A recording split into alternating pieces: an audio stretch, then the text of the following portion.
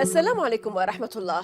لعل مؤلفات وإصدارات نورمن فنكلستين الكاتب السياسي الأمريكي ثاقبة وقوية ومهمة وغنية بالمعلومات، حيث يقدم تفاصيل وتحليلات مستفيضة بعمق تاريخي كبير وبحث متخصص لمجموعة واسعة جدا من القضايا المتعلقة بإسرائيل وفلسطين والفلسطينيين والولايات المتحدة الأمريكية بحسب المفكر نعوم تشومسكي. غزة بالطبع هي القضية التي كرس لها فينكلستين معظم وقته في 14 سنة الماضية، حيث انهمك في دراسة الجوانب القانونية والاجتماعية والأخلاقية للاحتلال والحصار والمجازر الإسرائيلية، والحصيلة كتب 4. هذه المرة تمادينا: أساليب الجنون، غزة، تحقيق في استشهادها، وأنا أتهم.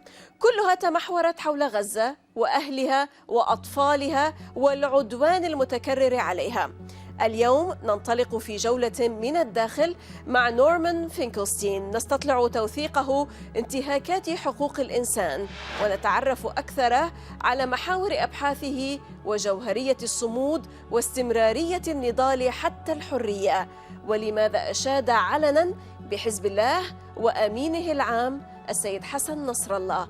أهلا بكم إلى حلقة جديدة من الداخل، معكم زينب صفار، تابعونا.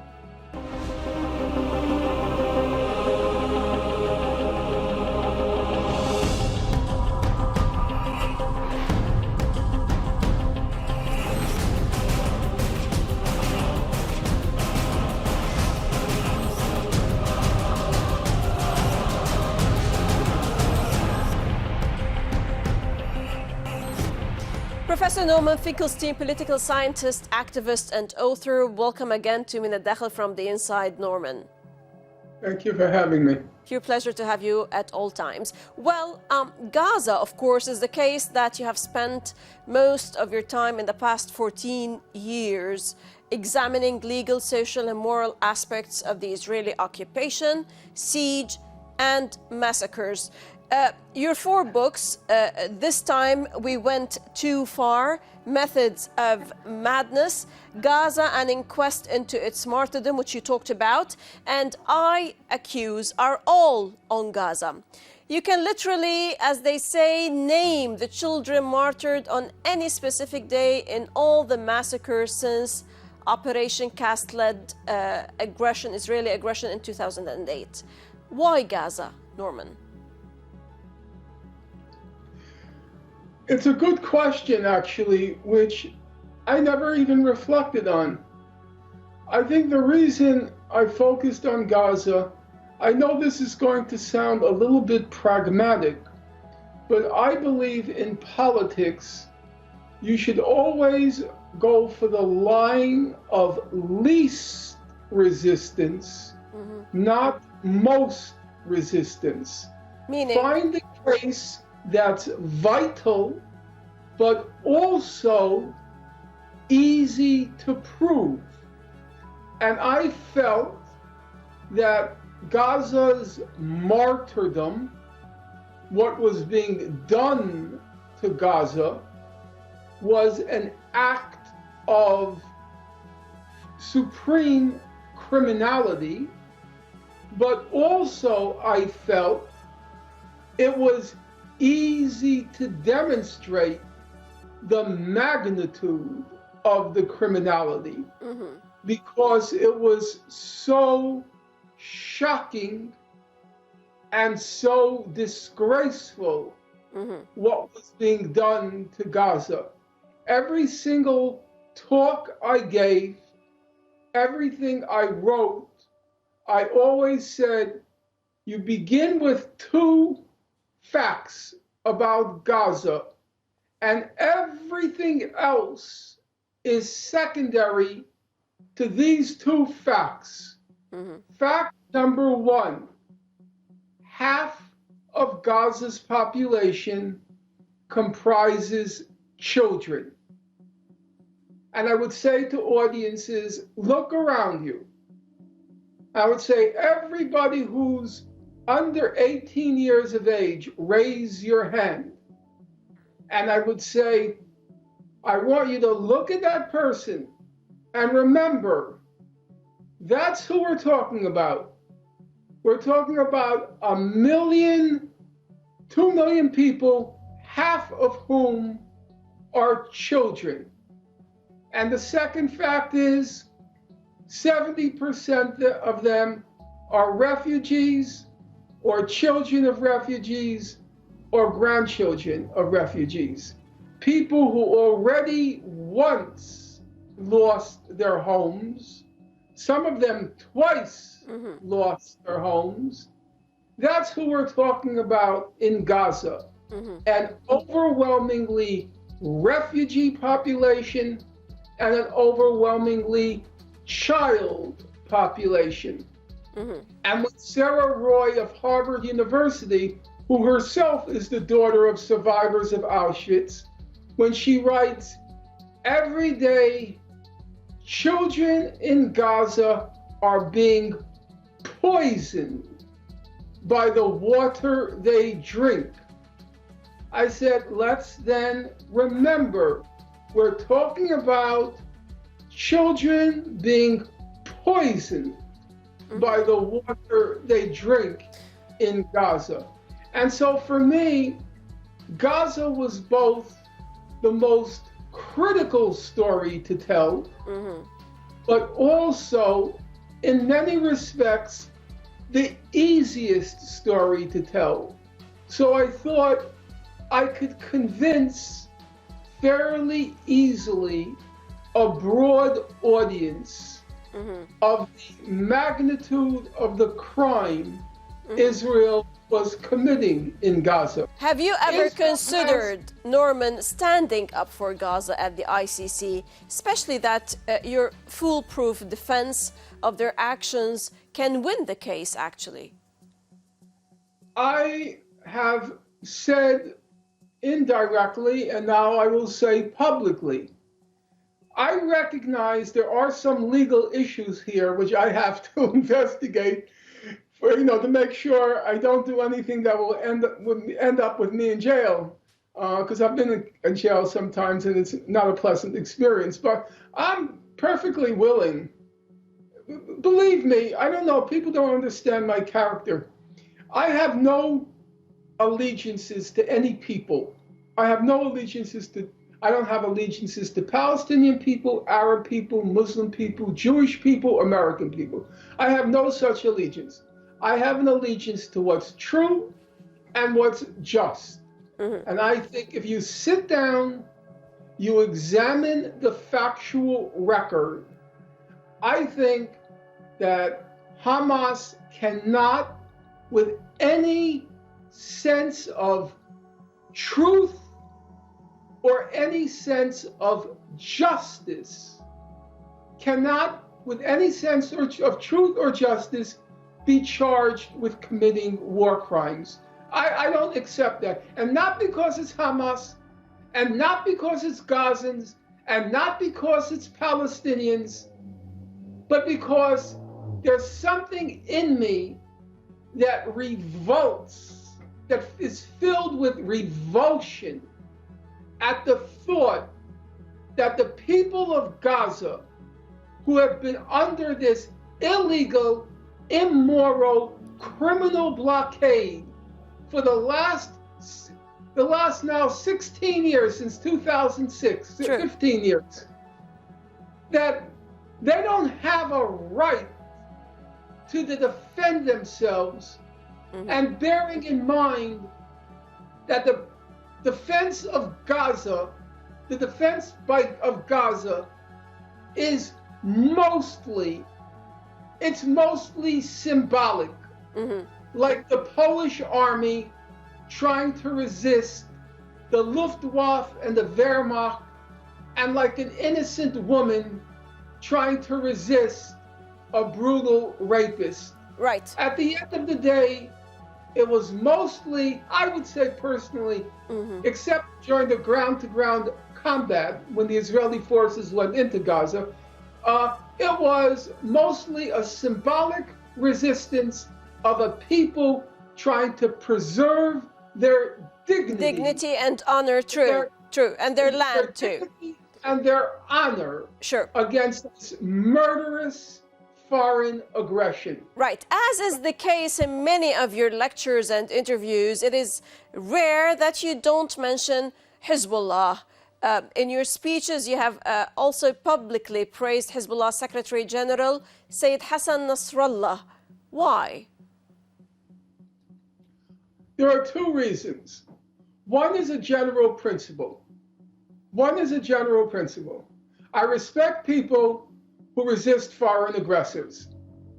When I was growing up, you honored those resistances in Europe, in the various European countries. You honored those, mostly communists and socialists, by the way, who resisted the Nazi aggression or resisted the Nazi occupation. Now, in principle, I see no difference whatsoever, none, no difference whatsoever between French resistance to the Nazi occupation and the Hezbollah resistance from 1983 to 2000 to the Israeli occupation of South Lebanon. I see no difference whatsoever. A people have the right to resist a foreign occupier and a foreign aggression. And when the Lebanese resistance expelled those foreign occupiers in 2000, I was just as happy as I was when the resistances in Europe expelled their foreign aggressors and foreign occupiers. That's number one. Number two, I respect seriousness, I respect intelligence, I respect discipline, self-discipline. And in my opinion, for what it's worth, and I'm not sure really how much it's worth, but I'm just going to give you my opinion. I think the most impressive statesperson, because there are many stateswomen now, the most impressive statesperson in the world, in fact, by a wide margin, is Sayyid Nasrallah. He's very smart, he's very serious, he's very disciplined. My guess is each morning, I have no idea, I'm completely speculating. My guess is each morning he gets up and he goes to the breakfast table. The first thing he reads is his intelligence review. You know, the intelligence reports on what's going on in the world. The second thing he reads, you know what I think is the second thing he reads? Now, I may be proven wrong, because this is a little embarrassing. No, he's a very good reader. True, that's very true. I think the second thing he reads is Israeli newspapers. He scours those newspapers, the translations, of course, but he reads those newspapers. He knows if he's going to be serious, he's got to know his enemy. He's got to understand them. He's got to get inside their mind. And very serious. However, that's not all. There is another quality which I respect. It is on the world stage, it is unique. He is the only leader I know of who uses his public presentations to educate. He doesn't use them to exhort. Exhort means to try to get them to, get their emotions very high and get, like Nasser used to do, like Gamal Abdel Nasser. It's an Arab style from the 1950s, which frankly, I don't like. I think you should try to appeal to the reason of people, to the mind of people, to make reasonable arguments. And you know why I feel that? Because to me that shows you respect the people.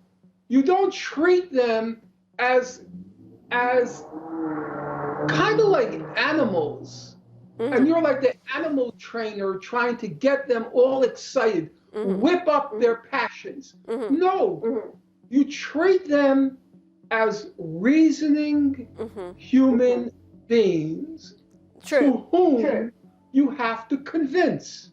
And to prepare them for the next stage, for what's to come. And also to prepare. Sure. Exactly. To prepare them for what's coming. And I'm not a religious person, as I'm sure you're aware. Usually the first quarter of Sayyid Nasrallah's speeches, there are excerpts from the Quran. And he talks about some episode in the Quran. I immediately skip it. I go down to around the second quarter, and then comes the political analysis. This depends also on the occasion of his speech, usually. Well, I can't say I read every speech, but I read most of them. Right. I'm always curious. How is he analyzing this situation? How is he analyzing that situation? And I learned. Now, I can tell you, there's not another political leader in the world from whose speeches you learn. You don't. I can't think of any where I'm actually, sometimes the president will give, let's say in the US, what's called a State of the Union address. Okay, there you learn some facts. But in general, the presentations, they're not designed to provide information.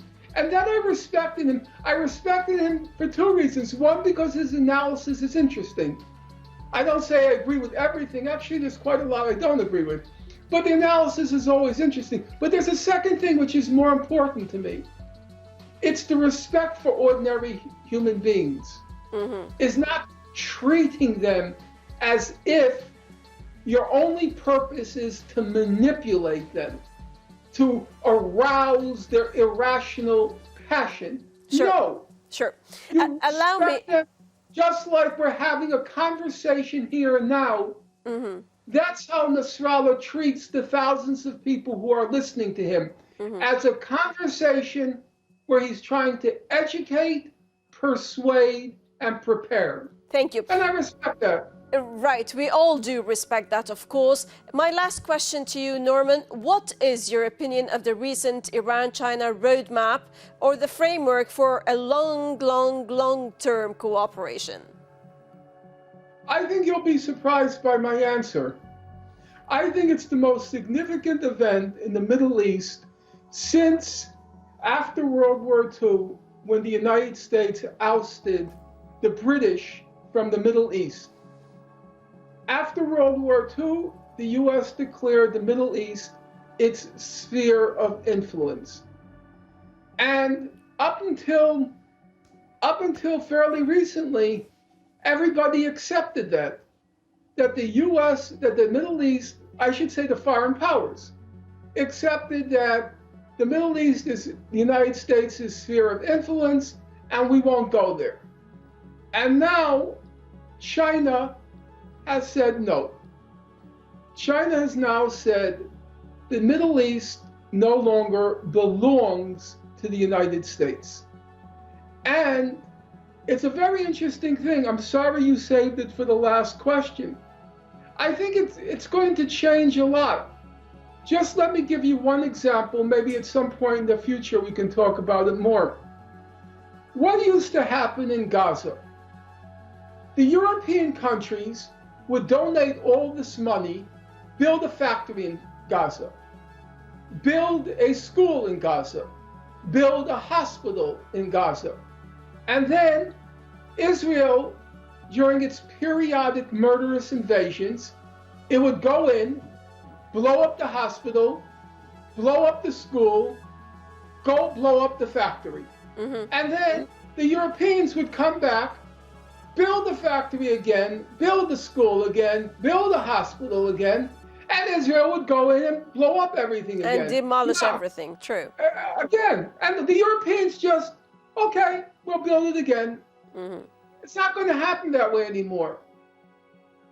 China's putting $400 billion into Iran. $400 billion.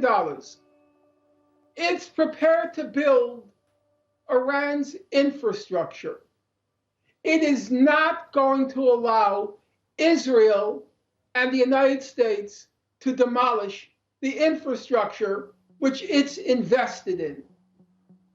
And that's going to be a very big problem for Israel and the United States, that they won't be able anymore to threaten that we're going to level Iran, because China is going to make it very clear that's our money, our investment, you're not going to do it. You're not going to mess with our money and investment, true. That's right. And there's a very interesting story here, and I'll leave it at this one last point. Whenever Israel claims it's facing an existential threat, it'll say BDS, existential threat, Hamas rockets, existential threat. And they go around saying existential threat, existential threat. You can be sure, listen to my words, it's not an existential threat. They're just using it, pretending it's an existential threat, so the whole world will sympathize with them. It's very interesting now to watch. Mm-hmm. There is practically no commentary, almost none, in the Israeli press on this deal between China and Iran. And you know why there's no commentary? Because it's an existential threat. Mm-hmm, mm-hmm, mm-hmm. They're not going to publicly talk about it. But right. Believe me, they're losing sleep over it. Mm-hmm. It's a big problem. Mm-hmm, mm-hmm. It's a very big problem for them, because now Iran it's one of the major steps of turning towards the east today in the region. Yes, it's a big problem. And it's a very funny story. It's a very funny story. Last comment. Last comment, briefly, if I may, please. Because Trump and Pompeo walked around saying how we're putting Iran in its place, how we're going to make Iran beg and plead. And you know what happened? In 2016, when they signed the deal, the Western powers, the 5+1, when they signed the deal with Iran, Iran wanted that deal because it preferred to deal with the West. In its mind, the West is more modern, more markets, more technology. What happened? Because Trump and Pompeo backed out of the deal and imposed the sanctions, Iran switched sides. So here's the irony. It was Trump and Pompeo that lost Iran.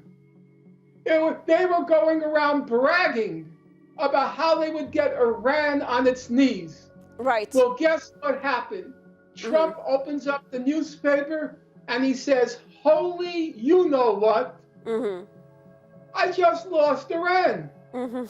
It's very funny. Right. That's politics. Right. Very uncomfortable. After all, Professor Norman Fenkelstein, political scientist and the author, who possesses all the sterling qualities for which you have become famous, actually: erudition, originality, spark, meticulous attention to detail, intellectual integrity, courage, and formidable forensic skills. Thank you very much, Norman, for this in-depth interview. Thank you. Always a pleasure. Be safe. والشكر لكم مشاهدينا الكرام على طيب المتابعة. للتفاعل أكثر تابعونا على صفحات السوشيال ميديا، وحتى نلتقي من كل فريق عمل من الداخل من كل الميادين. السلام عليكم ورحمة الله.